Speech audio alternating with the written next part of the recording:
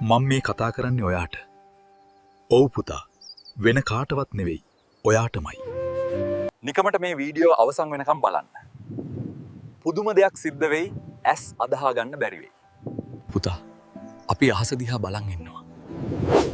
කවදා හරි දවසක කවුරු හරි ඇවිත් අපිව ගොඩ දායි කියලා. සමහරු අහනවා කෝ රාවණා? කවද්ද රාවණා නැගිටින්නේ කියලා. අපි හැමෝම අහන ප්‍රශ්නයක් තියෙනවා පුතා. ඇත්තටම කෝ අපේ වීරයෝ?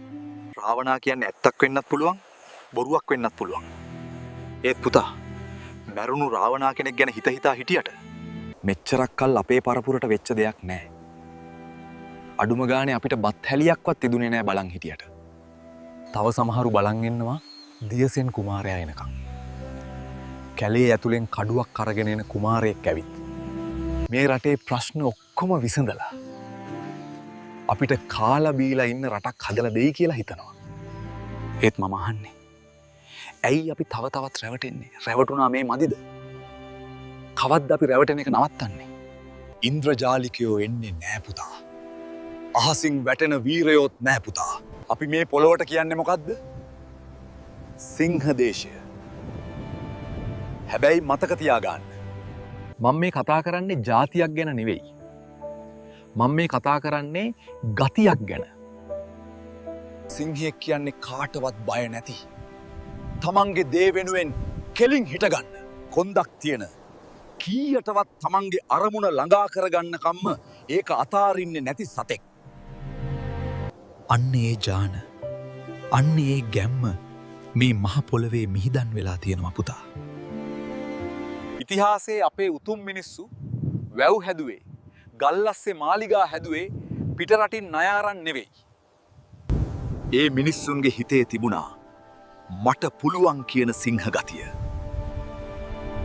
මං අහලා තියෙනවා පරාක්‍රමබාහු රජ්ජුරුවන්ගේ කාලේ චීනයේ මිනිස්සු කෝටි 30ක් හිටියා කියලා.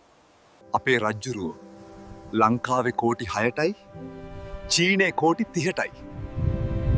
මාස 6ක් චීනේ ඒ සාගතයේ වෙලාවේ නිකන් කන්න දුන්න කියලා මං අහලා තියෙනවා.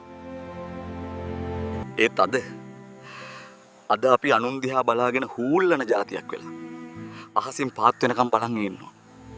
ඇයි දන්නවද? අර මම කලින් කියපු ඔයාගේ ඇතුලේ ඉන්න ඒ මහා සිංහයා කාලයක් තිස්සේ නිදි. ඔයා ඒ සිංහයාව මරලා දාලා. ඔයා හිතාගෙන ඉන්නේ ඔයාට මොකුත් බෑ, ඔයා පොඩි කියලා. මං හරි නේද පුත්? දියසෙන් කුමාරයා කියන්නේ වෙන කවුරුත් නෙවෙයි. දියසෙන් කියන්නේ මේ මං ඉස්සරහා මන් දිහා බලාගෙන ඉන්න ඔයාට. බුදුරජාණන් වහන්සේ දේශනා කළේ තමන්ට පහනක් වෙන්න කියලා. ඒ කිව්වේ තමන්ගේ ගැලවුම්කාරයා තමන්ම වෙන්න කියලා. ඔයාගේ ඇතුලේ ඉන්නවා ලෝකයක් වෙනස් කරන්න පුළුවන් යෝධයෙක්. ඔයාගේ ඇතුලේ ඉන්නවා හැම අභියෝගයක් ජය ගන්න පුළුවන් වීරයෙක්. දන්නවද? එයාට තමයි කියන්නේ දියසෙන් කියලා. ප්‍රශ්නේ තියෙන්නේ, ඔයා ඒ දියසෙන්ව, ඒ සිංහයාව කම්මැලිකම කියන යදම් වලින් ගැට ගහලා තියෙන්නේ. දැන්වත් නවත්තපන් පුතා අහස දිහා බලාගෙන ඉන්න එක. පණ දීපන් ඇඟ ඇතුලේ ඉන්න වීරයාට, ඒ මහා සිංහයාට. ඇහැරවපන් ඇඟ ඇතුලේ ඉන්න මහා බල සම්පන්න සිංහයාව.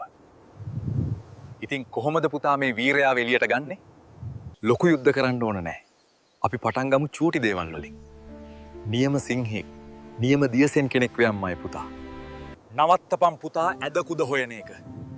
දියුණු වෙන එකාට ඉරිසියා කරන එක. කකුලෙන් අදින එක. අනුන්ගේ දේවල් හොයන එක. කල් මරන එක. හන්දි ගානේ රස්තියාදු ගහන එක. එක ජරාවල් වලට ඇබ්බැහි වෙන එක. ඒ විතරක් නෙවෙයි, පුංචිම දෙයක් වෙච්ච තමන්ගේ ඇඳේ කොට්ට උරේ පවා අපිරිසිදු වෙන්න දෙන්න එපා. නියම දියසෙන් කෙනෙක් පාරේ යනකොට බිම තියෙන ටොෆි කොලයක් දැක්කොත් ඒකත් අහුලලා කුණු බාල්දියට දානවා. නියම වීරයෙක් තමන්ගේ අම්මා තාත්තට බරක් වෙන්නේ නැහැ. වැඩිහිටියන්ට සලකනවා, ගරු කරනවා. එයාලවත් එකතු කරගෙන එයාලගේ අත්දැකීම් අරගෙන මහා ජවයකින් පටන් ගන්නවා. පුංචි බිඳුවෙන් බිඳුව එකතු වෙලා තමයි මගේ පුතා මහා ලොකු ගඟක් හැදෙන්නේ.